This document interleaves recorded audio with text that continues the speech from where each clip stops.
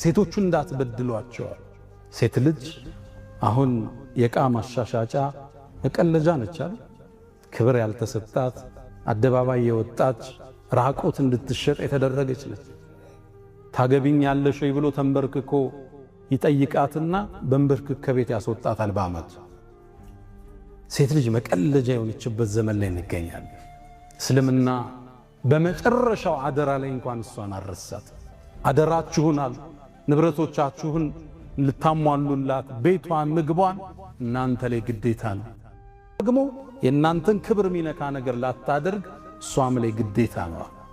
ድሮም እስልምና ሴት ልጅ ስትቀበር አግኝቷት እሱ ነበር ያዳናት። ወኢዘል መውኡደቱ ሱኢለት ቢአይ ዘንቢን ቁትለት። አንድ ሰው ሴት ልጅ ሲወልድ ያፍር ይሸማቀቅ ነበር።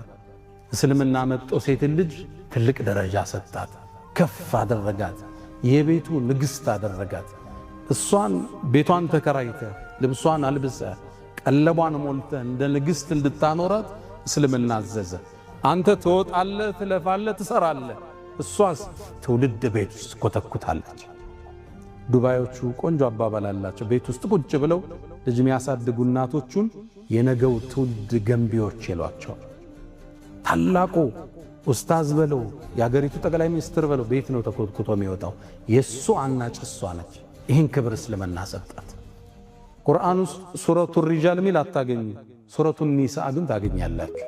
በስማቸው ምዕራፍ ተሰየመላቸው። የተለየን ክብር የሰጣት ዲን እስልምና። ሴትን ከፍ አረጋት፣ ሴትን ሸከፋት፣ ሴትን ጠበቃት፣ ሴትን አስዋባት፣ ሴትን ቁጥብ እንድትሆን አደረጋት። ለሴት ልጅ ትልቅን ማዕረግ ልቅና የሰጠ ዲን እስልምና። ሴትን የዲኑ አጋዥ አደረጋት። ከነቢዩ ዓለይሂ ሰላቱ ወሰላም ጋር አብረው በዳዕዋ የተሳተፉ ጦርነት አብረው የዘመቱ ሴቶች ነበሩ። አብረው እኮ ነው የዘመቱት።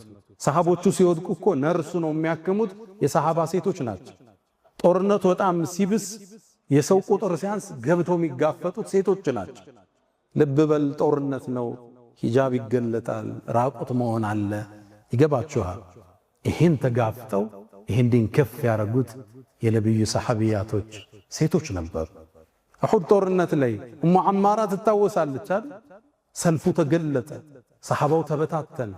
ከነብዩ ስትከላከል የነበረችው ኡሙ አማራ ነች። ወደ ቀኝ ይዞራለሁ ይላሉ ነብዩ አለይሂ ሰላቱ ሰላም፣ እሷን እንጂ ሌላ ላይ። ወደ ግራ ስዞር እዚህ ተስፈንጠራ መጣ፣ እሷ ነው ያለችው። ከፊት ለፊቴ ሲመጣ ኡሙ አማራ ነች። የሚወረወረውን ቀስት በእጇ ተመልሰው ነበር። ተገረሙ ነብዩ አለይሂ ሰላቱ። ስትወረውር ቀስቷ ይስትል፣ ቀስት ከሌላ ተቀብለው ለሷ ይሰጧት ነበር። ጦርነቱ ሲያበቃ አስጠሯት። አንቲ ኡሙ አማራ ምትፈልጊኝ ጠይቂኝ አላት።